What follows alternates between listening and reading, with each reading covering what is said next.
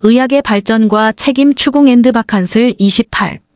객체로 전락한 인체, 의사는 어떻게 죄인이 되었나? 의학 발전으로 질병 정복되면서 의사의 책임에 대한 추궁도 심해져.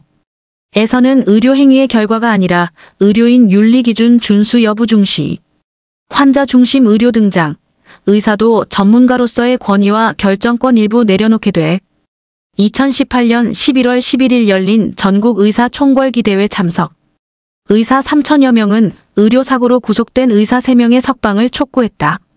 사진조선 DB. 얼마 전 아내의 권유로 조명가게라는 드라마를 보게 됐다.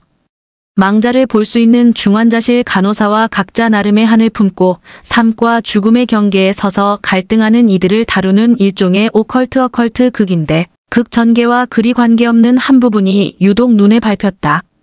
한을 품은 귀신이 간호사를 붙들고 왜 환자를 죽게 내버려뒀냐며 마구 다그치는 장면에서다.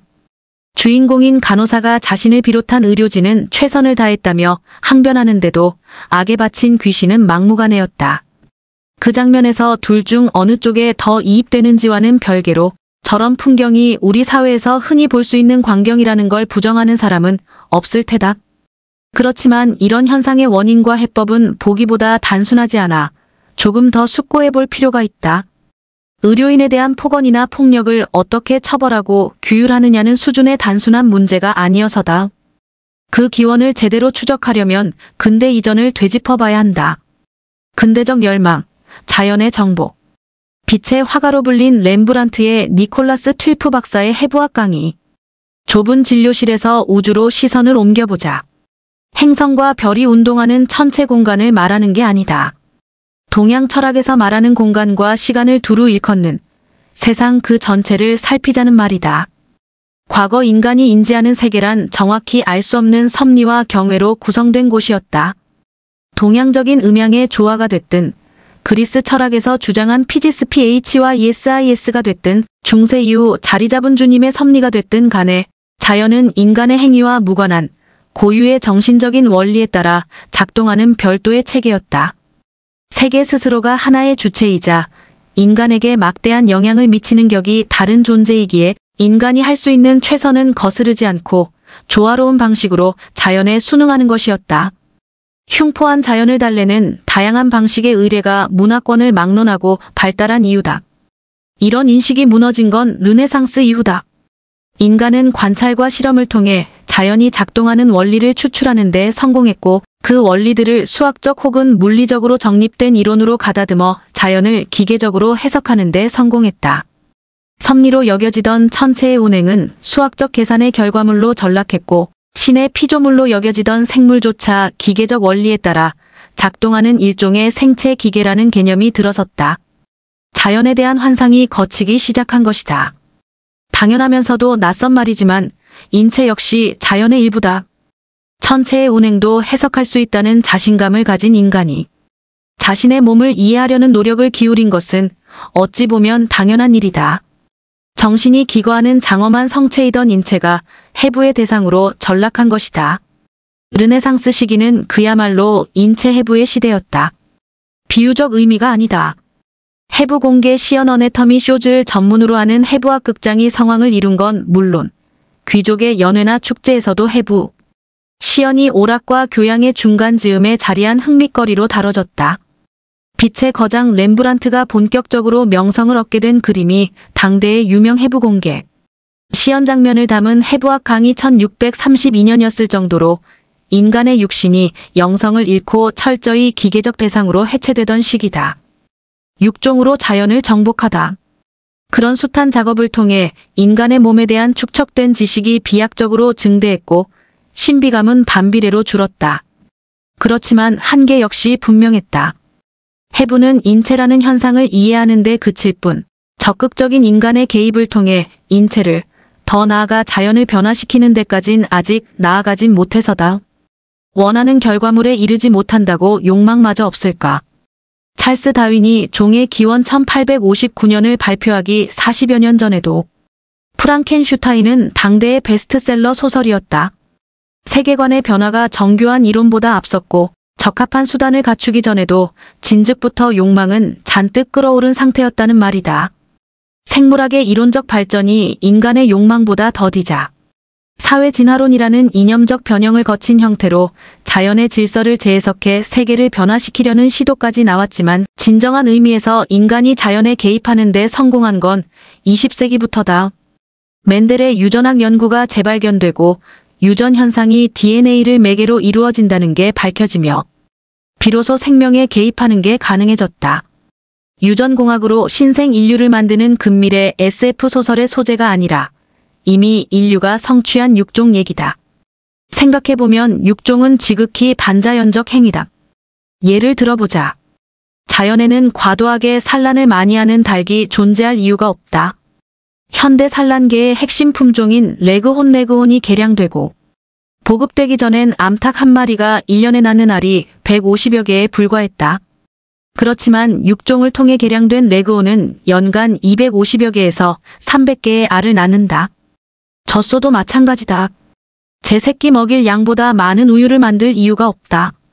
20세기 초반에는 젖소 한 마리가 연간 2000리터 정도의 우유를 생산하는 게 고작이었지만 개량을 거듭한 홀스타인 프리지안 홀스틴 FRIESIAN 종은 젖소 한 마리가 연간 1만 리터 이상의 우유를 생산할 수 있게 됐다.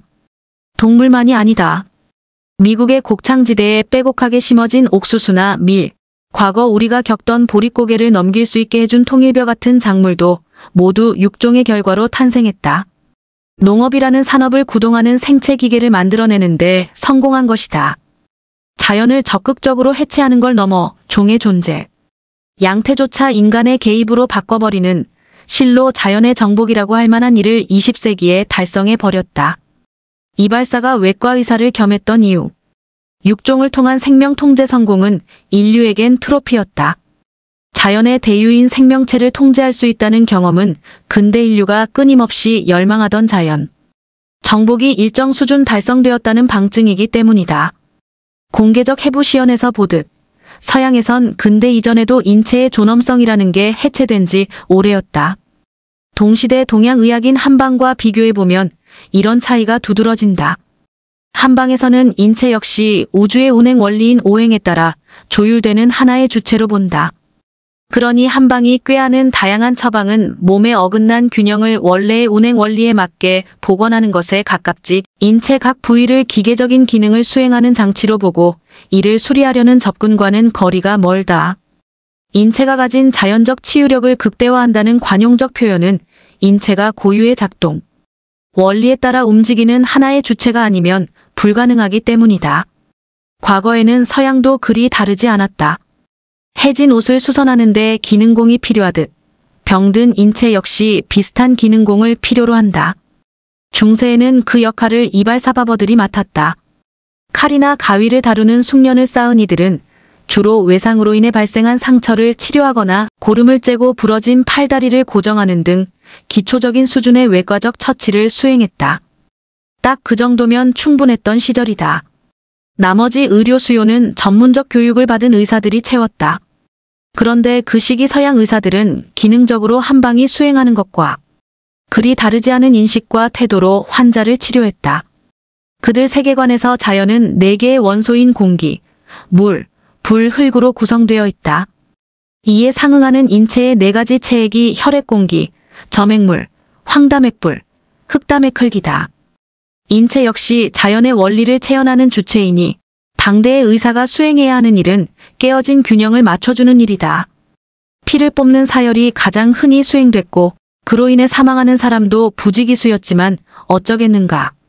세계의 구성 원리와 동일한 원리로 움직이는 인간의 몸에 개입할 수단도 의지도 없었다. 외과의 탄생. 이런 처지가 바뀐 건 르네상스 이후다.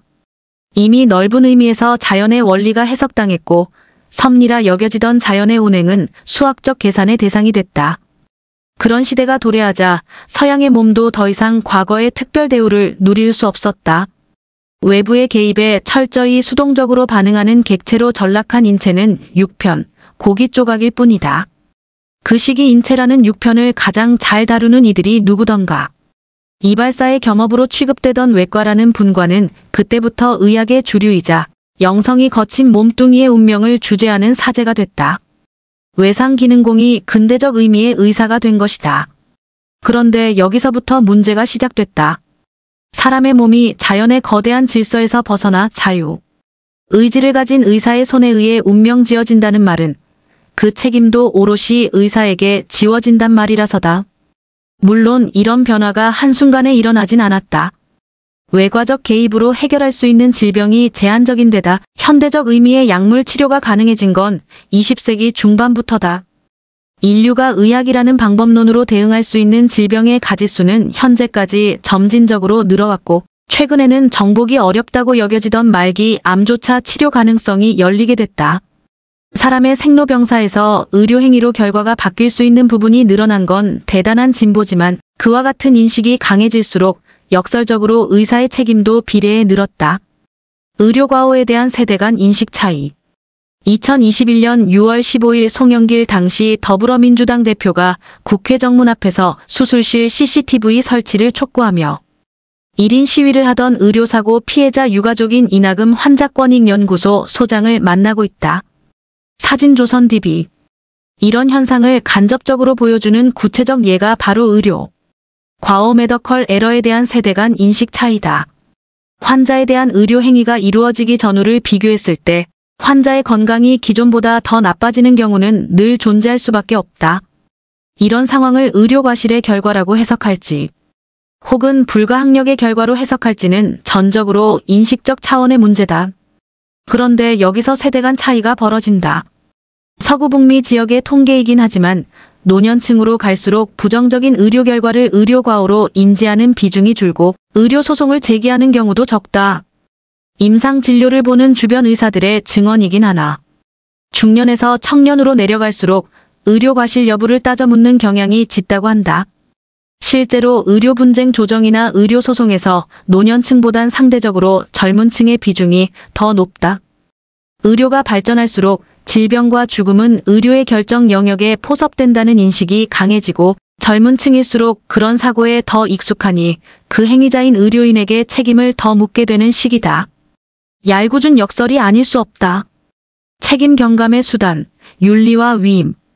우리나라에서 의사의 뺨을 때리거나 멱살을 잡는 보호자의 모습이 쉬이 관찰된다고 해서 우리나라 의사만이 과중한 책임 문제를 겪는 건 아니다. 설명했듯 저런 흐름은 서양에서 더 먼저 나타났다.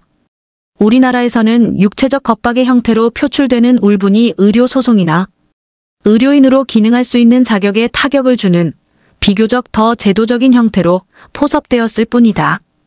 중앙 집권적인 관치가 익숙한 우리에겐 낯선 광경이겠지만 서양에서는 문제 행위를 저지른 의료인에 대한 징계 여부를 정부기관이 아닌 의료인 협회가 결정하는 게 더 보편적이다. 이런 차이도 흥미로운 문화적 균열이긴 하나 글의 맥락에서 좀 더 주목해야 하는 건 그 판단 기준으로 윤리라는 단어가 소환된다는 점이다. 의도와 무관하게 나쁠 수 있는 의료 행위의 결과가 아닌 의료인으로서 지켜야 할 윤리 기준을 준수하는 의료가 수행되었는지만 따져 묻자는 것이다. 이런 접근은 환자에게 비윤리적인 의료 행위가 수행되지 않도록 막는 장치인 동시에 의료인 스스로를 보호하는 중요한 방어막이기도 하다. 현대에는 질병과 죽음이 의료의 주관 하에 있는 것 같은 착각을 주지만 실제로는 그렇지 않기 때문이다. 이런 인식적 괴리 상황에서는 윤리의 강조가 책임 경감을 위한 최선의 수단이다. 의료라는 업이 수행하는 직무를 병들고 다친 환자를 살려내는 초월적인 영역에 두지 않고 의사가 판단하기에 윤리적으로 최선을 다했다는 현실에 묶어둬야만 인간이 짊어질 수 있는 정도의 책임만 주어진다. 의료 윤리의 강조를 현실과 동떨어진 고상한 요식행위나 의료인의 행위를 과도하게 옥죄는 족쇄로 인식해서는 안 된다는 의미다. 비슷한 맥락에서 도입된 장치가 바로 환자 중심 의료 페이션트 마이너스 센터드 케어다. 환자 중심 의료의 등장. 2014년 가수 신해철의 사망은 최악의 의료 사고 중 하나로 꼽힌다. 사진공동 취재단. 20세기 후반까지도 의사는 의료 현장에서 모든 지식과 권위를 독점하는 제왕적 지위를 누렸다. 중세의 사제가 라틴어 성경을 독점한 데는 여러 이유가 있지만 1차적으로는 라틴어라는 사어를 능숙하게 다룰 수 있는 사람이 그들뿐이었다는 게 컸다. 의료도 마찬가지다. 복잡성이 크고 전문적인 의료라는 분야를 일반 시민이 오롯이 이해하기란 불가능에 가까운 일이고 그 지식을 갖춘 의사는 귀리를 갖춘 전문가로서 모든 의료 결정을 독단적으로 내렸다. 소위 전문가주의 프로페셔널리즘이라고 불리는 합리적 근대의 유산이다. 의료 지식과 진료 경험을 두루 갖춘 의사가 아니면 대체 누가 환자를 위한 최선의 판단을 내릴 수 있겠느냐는 것이다. 그렇지만 시대가 바뀌었다. 환자가 진료의 한각객체가 아니라 의사와 동등한 의사. 결정자로 참여하는 게 타당하다는 환자 중심 의료가 등장해 전문가주의를 차츰 대체했다.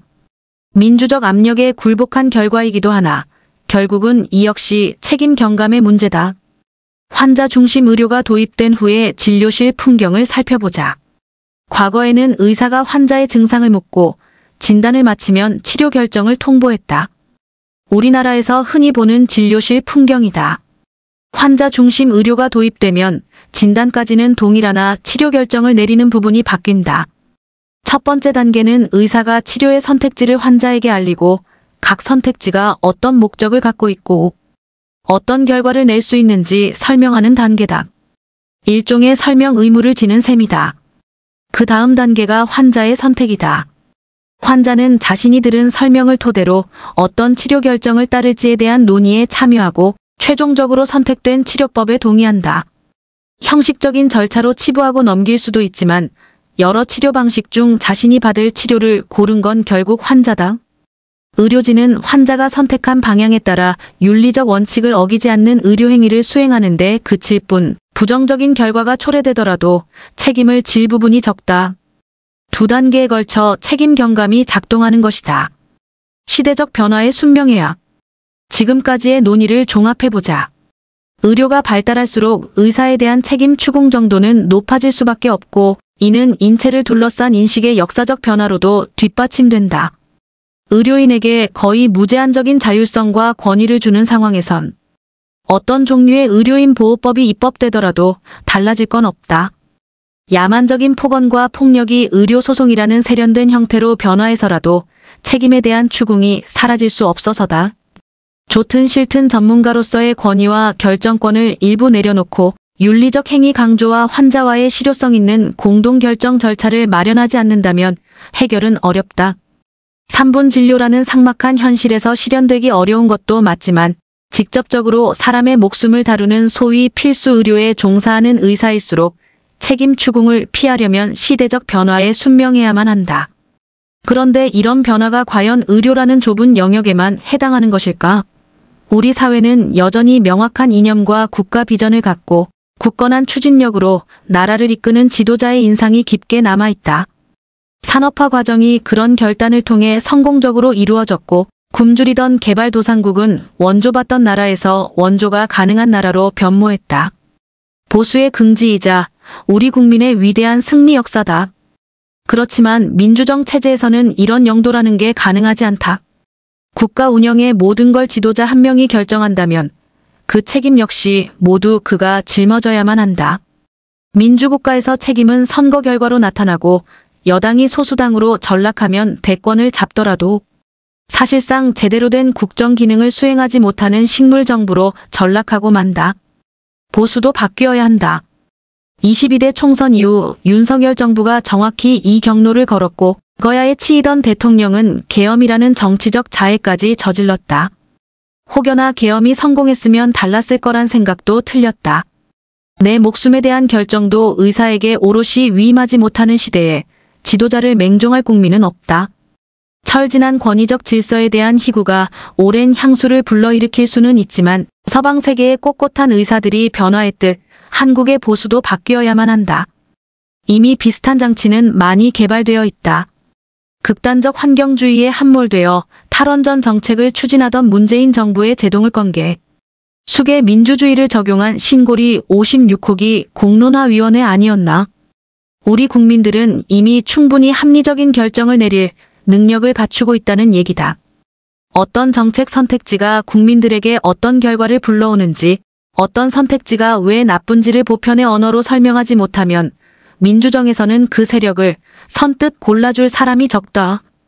그 과정이 지난하기 그지없고 심지어는 우라가 쌓일 수도 있으나 우리 국민은 특정 정치인에 종속된 개딸과는 다른 사람들이다. 원치 않는 결과가 나온다고 선거의 부정을 의심하거나 군을 동원해 엎어버리자는 식으로 접근할 게 아니라 대한민국의 저력을 믿고 끝없이 설득해야 한다는 것이다. 환자 중에는 큰 병을 앓은 걸 계기로 건강관리에 힘써 보통 사람보다 훨씬 더 건강한 삶을 사는 이들이 많다. 이번에 보수 세력이 맞이한 위기가 체질 개선으로 이어질지 자포자기의 몰락으로 이어질지는 보수 유권자들에 달렸다. 우리부터 바뀌어야만 한다.